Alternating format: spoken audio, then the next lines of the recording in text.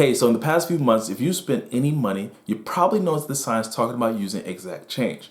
In today's video, I want to talk about the reason why that's happening and how did this affect you.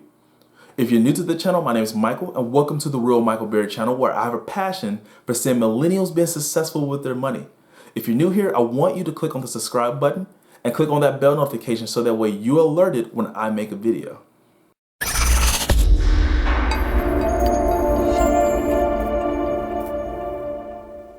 So for majority of the pandemic, I personally have been at home unless I had to go to the grocery store or run an errand for the house.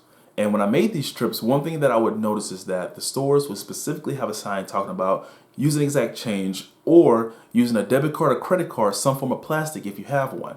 Now for me, I thought this was just something local, not really put too much thought into it. And one thing you start noticing is that each and every month, more and more stores will have these signs. So I started looking it up, and apparently the US is in some form of coin shortage. And the reason why is because since the pandemic has started, the partial closure of the economy, new coins have not been circulated for the US to use.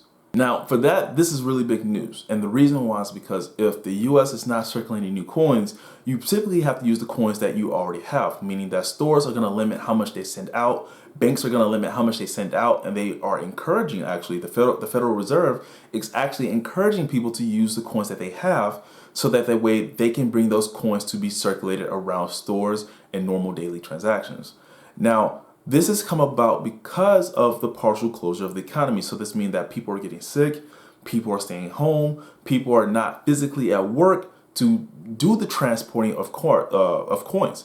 So we talked about Brinks, like the different money truck companies, they're not sending out the local or the normal portions of money that companies would normally get.